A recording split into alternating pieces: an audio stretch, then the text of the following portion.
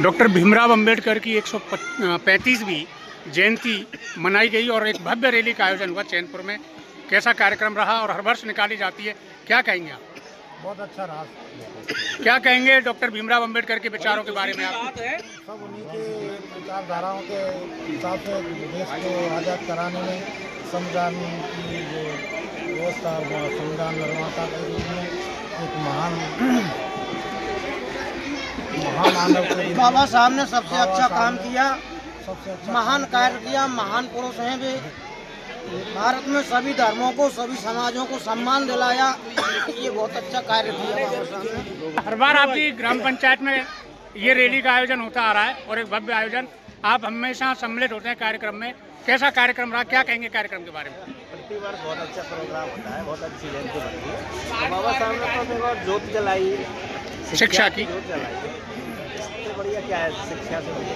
बाबा ने तो बहुत अच्छा काम किया, जो कोई समझते हैं बहुत अच्छा काम किया जी। और आपका भी पूरी टीम का आपकी का काफ़ी सहयोग रहता है। किस तरीके से मैनेजमेंट करके और कितने दिन पूर्व से तैयारी शुरू हो जाती है आपके इस कार्य?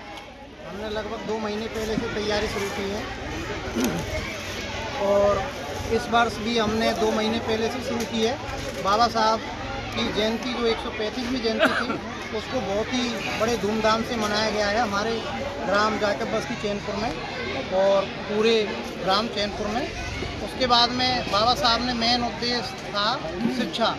तो मैं तो सभी ग्रामवासियों से यही अनुरोध करता हूँ कि सबसे मेन उद्देश्य है अपनी जो जयंती वगैरह, ये तो हमें जागरूक करने के लिए मनानी भी चाहिए, लेकिन मेन उद्देश्य हमें शिक्षा पर जोर देना चाहिए। बाबा साहब ने एक नारा दिया था, शिक्षित बनो, संगठित रहो और संघर्ष करो। मैं आपसे एक सवाल पूछूंगा, कहाँ रहते हैं आप? लगता नहीं है गांव में रहते हो, बाहर रहते हैं शायद आप। एक्चुअली मैं बाहर रहता हूँ। मेरा काम ही ऐसा है कि थोड़ा बाहरी मिलता है ना। ठीक है। बाहर रहता है। मेरा नाम डॉक्टर सुनील कुमार जाटव है। मैं एक मेटलर्जिस्ट हूँ। मटेरियल्स एंड मेटलर्जिकल इंजीनियरिंग में PhD किया है। आप प्रोग्राम में गाँव में आते हो?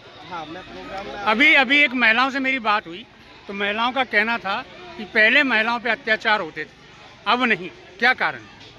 एजुकेशन। तो एजुकेशन ही वो चीज़ है जिसकी वजह से हम अपने आप को इम्प्रूव कर सकते हैं। और मैं एक चीज़ कहना चाहूँगा कि पूरे साल में 365 दिन होते हैं, जिसमें से एक दिन अम्बेडकर साहब जो हैं उनका, डॉक्टर अम्बेडकर का जन्मदिन होता है। लेकिन 364 दिन आपको अपने अंदर अम्बेडकर का जन्म मनाना चाहिए हर दिन। और वो कैसे मनेगा? वो ऐसे मनेगा कि आप अपने बच्चों के साथ में रहिए, खेलिए, उनको समझाइए और उनके साथ में खुद पढ़िए। नहीं आता है तो आजकल यूट्यूब है, यूट्यूब पे खुद सीखिए, खुद सीख के उनको सिखाने की कोशिश करें। देखें कि बच्चे क्या देख रहे हैं, क्या नहीं देख रहे हैं अपने मोबाइल में, तो उसके अकॉर्डिंग वो देखें। और दूसरी चीज़ ये है कि जैसे कई बार जैसे हमारे समाज के लोग हैं, कई बार दूसरी चीज़ों को, पुरानी चीज़ों पे थोपने की कोशिश करते हैं। मैं ये कहना चाहूँगा, आप फ्यूचर में जियो, है ना। और प्रेजेंट को ठीक करोगे तब फ्यूचर ठीक होगा। तो उसके लिए आज आगे क्या करना है उसके ऊपर विचार करना चाहिए। पुराना क्या था, क्या नहीं था, वो सब चला गया। और दूसरा, हर चीज़ का सम्मान करना सीख लो, अपने पड़ोसी का सबसे पहले।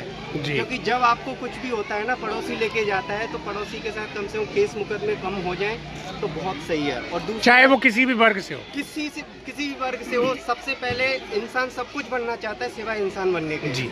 तो इंसान सबसे पहले बने, और इंसान बनेगा तभी वो दूसरी चीज़ सोच पाएगा। और अम्बेडकर जी कभी किसी धर्म का विरोध नहीं करते थे, किसी जाति का विरोध नहीं करते थे।